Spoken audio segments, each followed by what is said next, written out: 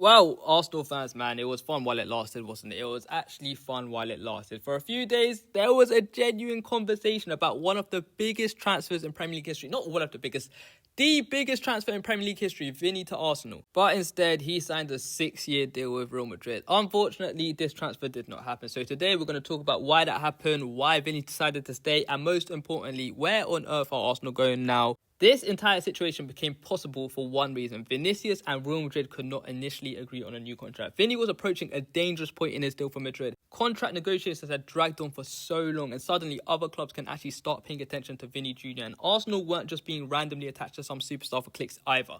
Even though that's what the internet's going to run with, saying Arsenal just got used by Vini for the whole contract thing. But serious sources did say that Arsenal were willing to pay him as much money as he wanted. He was going to become the face of the Premier League. He was going to become the star of Arsenal. He could have potentially won a Ballon d'Or at Arsenal. Honestly, in my opinion, he should have gone to Arsenal. But that's just me. Anyways, you can understand why Arsenal won him, basically. They've just won the Premier League. They're operating from a position of strength. They didn't do what Liverpool done a couple of years ago when they won the league, just signing one player. They actually went, where's the best player in the world? Oh, Vini Jr. is one of the best players in the world and his contract's nearly up. Let's go add him to a title-winning team. Let's go push for the Champions League. But yesterday, everything went completely mental. Everything went completely south for Arsenal. Vini wipes his Instagram, his profile picture gone, his post gone, while these negotiations are happening, ongoing. They're saying he's in a meeting, whatever, in the morning. And you already know what football fans are like. Arsenal Twitter saw that and basically said, okay, he's had the Emirates shirt. He's already at the Emirates, getting his shirt printed out. But unfortunately, sometimes a man deleting his Instagram is really just a man deleting his Instagram, preparing for that bomb. Preparing for the new drop of the new contract. Because Real Madrid come back with a new contract, 6-7 million.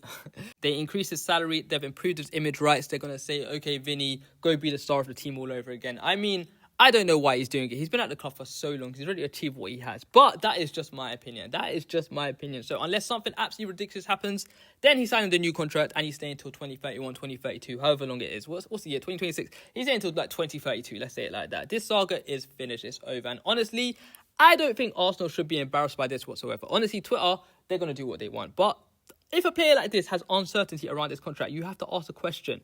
The embarrassing thing would be for Arsenal being the Premier League champions, having money to spend, seeing Vinicius available and saying, nah, let us go for, I don't know, Leao. Let us go for Rashford. No, go for the best players in the world. So it's a good step in the right direction for Arsenal. Sometimes you got to try to take advantage of an incredibly rare situation. Madrid responded with a pay rise, whatever.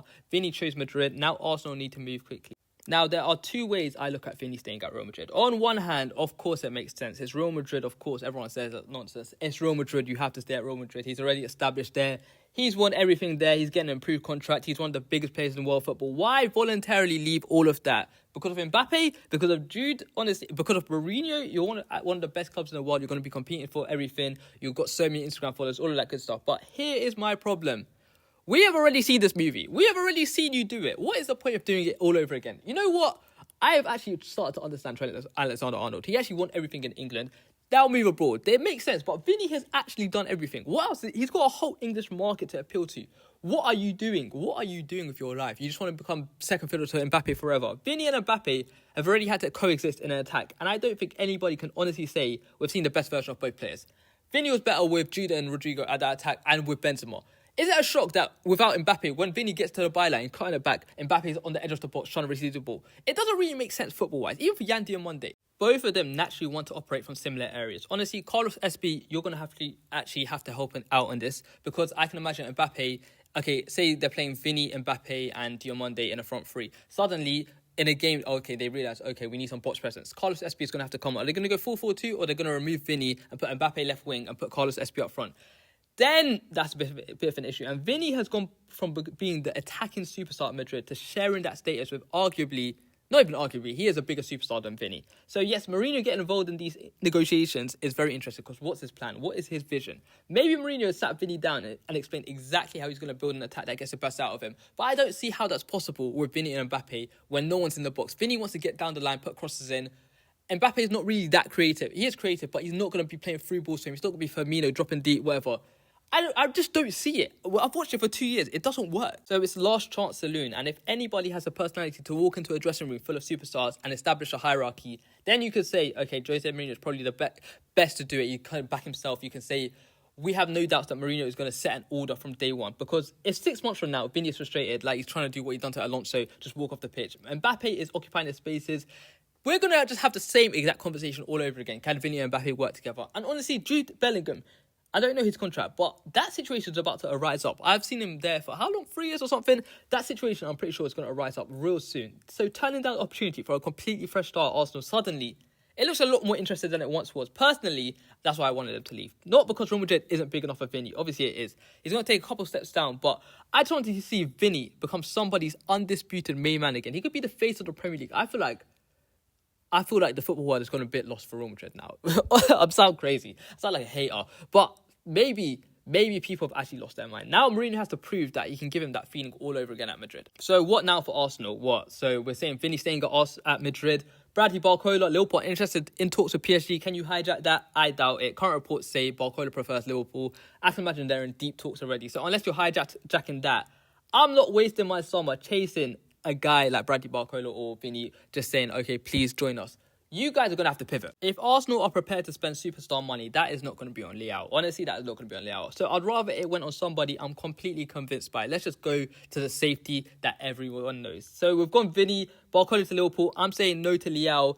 Then, suddenly, there's one name sitting at the end of the summer, as per every single summer. I saw him at Aston Villa. I saw him at Barcelona. That is Marcus Rashford. We will see you at the Emirates, Marcus Rashford. It's not Vini Jr. Obviously, Arsenal need another left-sided attacker. Solis, is he winning the league, or is he just going to get some shots off and we're going to hype him up through some comps? We all know it's happening. We all know the elephant in the room is Rashford is going to go to Arsenal at the end of the window when they can't pivot to anyone unless they actually lose their mind and actually bid like £150 million for Bradley Barcola. But I can't see it. Stylistically, I can understand it. Premier League proven, explosive in transition. Well, is he now? But he can play from the left, through the middle sometimes. Presumably nowhere near Vini money. I mean, his contract, his wages are going to be insane, but maybe another loan for Rashford is insane to say that. But I'm not saying Arsenal should sign him. I'm asking a much more frightening question.